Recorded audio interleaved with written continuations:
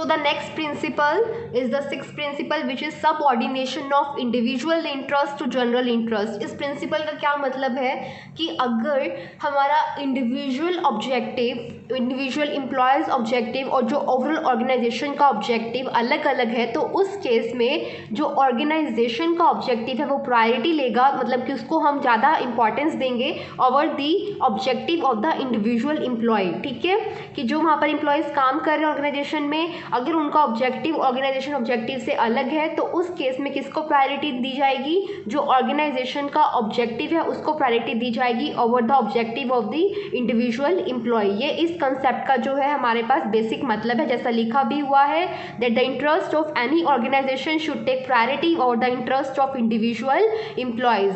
तो ये हमारे पास था इसका मतलब कि दोनों के अगर अलग अलग ऑब्जेक्टिव्स हैं तो प्रायोरिटी किसको देनी है? जो ऑर्गेनाइजेशन का ऑब्जेक्टिव है उससे प्रायोरिटी देनी है. इसको मैं आपको एक एग्जांपल की हेल्प से बताती हूँ. एग्जांपल जैसे हम लेते हैं, सपोज हमारी ऑर्गेनाइजेशन का ऑब्जेक्टिव है कि हमें क्या करना है? बेटर क्वालिटी प्रोडक्ट्स प्रोवाइड करने हैं at reasonable prices to the customers. और एम्प्लॉय का ऑब्जेक्टिव क्या है? To maximise his individual profits. यहाँ ऑब्जेक्टिव है कि हमने पब्लिक को जो है क्या करना है? अच्छे प्रोडक्ट्स देने हैं और क्वालिटी प्रोडक्ट्स देने हैं बहुत ही रीजनेबल प्राइजेस पर. और एम्प्लॉय का ऑब्जेक्टिव है कि मुझे अपने जो पर्सनल प्रॉफिट्स हैं उन्हें मैक्सिमाइज करना है. अब नेक्स्ट हमारे पास एक सिचुएशन आती है और सिचुएशन ये है, ध्यान से सुना, कि परचेज डिपार्टमेंट में ये एम्प्लॉय काम कर रहा है. जिसका ऑब्जेक्टिव प्रॉफिट्स को मैक्सिमाइज करना है वो पर्सन परचेज डिपार्टमेंट में काम कर रहा है. परचेज डिपार्टमेंट में वो काम कर रहा है तो उसका जो ऑब्जेक्टिव है वो है रॉ मटेरियल को परचेज करना. अब मार्केट में जो रॉ मटेरियल मिल रहा है वो मिल रहा है 500 रुपये का. दैट मीन्स वो रॉ मटेरियल कितने का लेकर आ सकता है मार्केट में से? 500 रुपये का से अच्छी क्वालिटी का रॉ मटेरियल मिल रहा है. बट उसका जो रिलेटिव है वो कह रहा है कि जो तुझे रॉ मटेरियल चाहिए वो रॉ मटेरियल मेरे पास भी है, तो मुझसे ले जा 800 रुपये में, और जो प्रॉफिट मैं कमाऊंगा तुझे बेचने के बाद उसका हम आधा आधा कर लेंगे.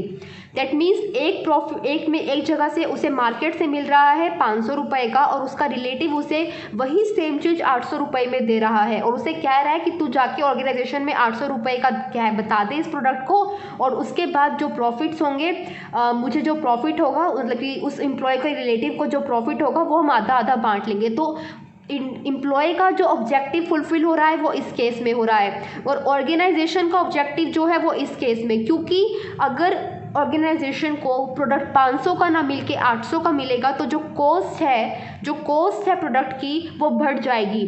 तो कॉस्ट अगर 800 रुपये हुई और 10% मान लो ऑर्गेनाइजेशन का प्रॉफिट है 80 रुपये हो गया, 800 का 10% 80, तो टोटल जो इसका सेलिंग प्राइस बनेगा वो 880 बनेगा.